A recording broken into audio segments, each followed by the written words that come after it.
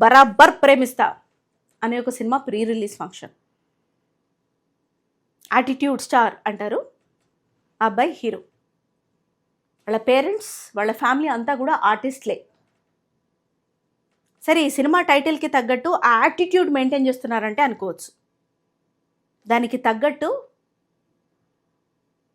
జుగుప్సాకరం అని అంటారు, తెలుగులో ఈ వర్డ్ ఉంటుంది. జుగుప్సాకరమైనటువంటి లిరిక్స్ తోటి ఒక పాట పబ్లిక్గా, అదేదో చాలా అద్భుతమైన లిరిక్స్ అయినట్టు, ఈ పాట మానవాళికి ఉపయోగమైనట్టు అబ్బాయి పాడేస్తూ ఉండడం.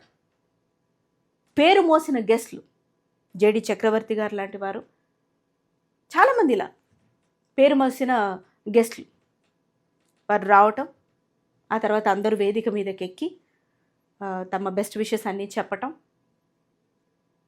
కట్ చేస్తే ఇది ఒక పాట, ఇది ఒక సినిమా, ఈ పాట ఇక్కడ కత్తిరించాలి, ఈ సన్నివేశం ఇక్కడ కత్తిరించాలని సంబంధిత అధికారులు సెన్సార్ బోర్డు ఏం చేస్తుంది? కాదు, ఏ సర్టిఫికెట్ ఇచ్చినా తక్కువ ఇట్లాంటి సినిమాలకి పాటలకి అని బాధ్యతాయుతమైన జర్నలిస్టులు ఇతరితర వ్యక్తులు సంఘంలో ప్రశ్నిస్తే పబ్లిక్గా అపాలజీ చెప్పాలి అంటూ వీడియోలు విడుదల. ఎలా ఉందంటే అబ్బాయి వాదన హీరోది, నన్ను అందరూ ట్రోల్ చేశారు, నేను ఏదైతే ఆ పాటలో పదాలు వాడానో దానికన్నా చెత్త మాటలు వాడి నన్ను ట్రోల్ చేశారు, సారీ ఫర్ దాట్. ట్రోల్ చేసిన వాళ్ళందరి తరఫున మేము బాధ్యతగా సారీ చెప్తున్నాం. అయితే అతను ఏమంటాడంటే, అప్పుడెవడూ రియాక్ట్ అవ్వలేదు, ఇప్పుడు నేను ఒక్క పాట రిలీజ్ చేస్తే అందరూ రియాక్ట్ అవుతున్నారా? ఇది ఉన్మాదపు లక్షణాలు కావా? నేను పర్సనల్గా హర్ట్ అయ్యాను కాబట్టి నేను ప్రపంచం మొత్తాన్ని హర్ట్ చేస్తా కావా ఇవి? దీన్ని మనం ఒక అభివృద్ధిగా, ఒక ఇండస్ట్రీగా, ఒక కథగా ఇట్లాంటి సినారియోస్ని చెప్పుకుంటున్నామా? సరే, ఇదే సినిమా టీజరు ట్రైలరు విడుదలైంది. హీరో యొక్క పర్సనాలిటీ అందులో బయటపడుతూ ఉంటుంది. హీరోయిన్ని ఇట్లా లంగావణి వేసుకుంటే లంగావణి ఇట్లా తీసి నడుము చూస్తూ చాలా దాన్ని నలిపేస్తూ అనే ఒక అభ్యంతరకరమైన వల్గర్గా హీరో మాట్లాడతాడు. సరే, ఆ తర్వాత హీరోయిన్ కూడా ప్రేమిస్తుంది.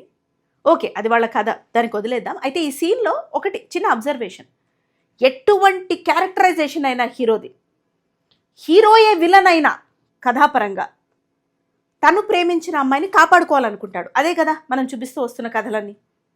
ఇక్కడ ఏమైంది, అట్లా తన నడుము చూసి మాట్లాడుతున్నప్పుడు ఫ్రెండ్స్ అందరూ కూడా దాన్ని అట్లా చూసి నుంచుంటే చూస్తున్నారు. అంటే what you are trying to proof?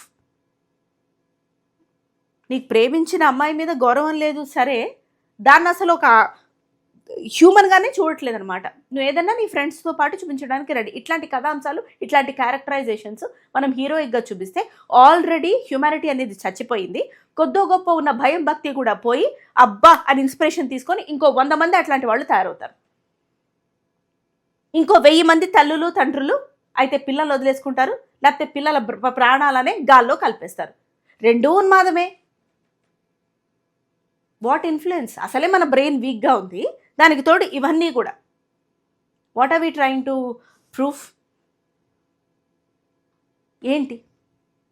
బరాబర్ ప్రేమిస్తా అని ఒకటి తిరుగుతూ ఉంటే ఆ పిల్ల తండ్రి బరాబర్ చంపేస్తా అని తిరుగుతూ ఉంటాడు. అంతేనా? ఇక్కడెక్కడ బతకట్లేదు, బతకనివ్వట్లేదు అనమాట. So what plots are there? ఒక మెడికల్ స్టూడెంట్ హీరో జూనియర్ని ప్రేమిస్తాడు, లేపుకెళ్ళిపోతారు. పెళ్ళికి ముందే వాళ్ళు ఫిజికల్గా కలిసి ఉంటారు. ఆ అమ్మాయికి వేరే వాళ్ళతో పెళ్ళవుతుంది. ఇది నీ బిడ్డే, పెళ్ళైన తర్వాత వేలు కూడా ముట్టుకొనివ్వలేదంటుంది. మెడికో అయ్యుండి అన్నీ చేస్తూ ఉంటాడు. ఎండింగ్కి వాళ్ళిద్దరు కలుస్తారు. ఇది ఒక కథ, ఇది సూపర్ డూపర్ హిట్ మూవీ. ఇంకో హీరో ఉంటారు, ఆయన స్మగ్లర్, ఆద్యంతం. అది ఇంకో బంపర్ హిట్ మూవీ, ప్రతిష్టాత్మకమైన అవార్డ్స్. ఇక్కడ మేమేమీ ఎడవట్ల, బట్ దెన్ ఒకటి ప్రశ్నిస్తున్నాం, ప్రశ్నించే హక్కు ఉంది కాబట్టి. ఇట్లాంటి మూవీస్ వల్ల, క్యారెక్టరైజేషన్స్ వల్ల, వీళ్ళందరినీ హీరోగా చేయటం వల్ల అది ఇన్స్పిరేషన్గా తీసుకొని ఇంకెన్ని చిన్న సినిమాలు హీరోస్ ఇట్లా తయారవుతున్నారు, మోరర్లెస్ అదే క్యారెక్టరిస్టిక్స్ పెట్టుకుని. Good or bad, today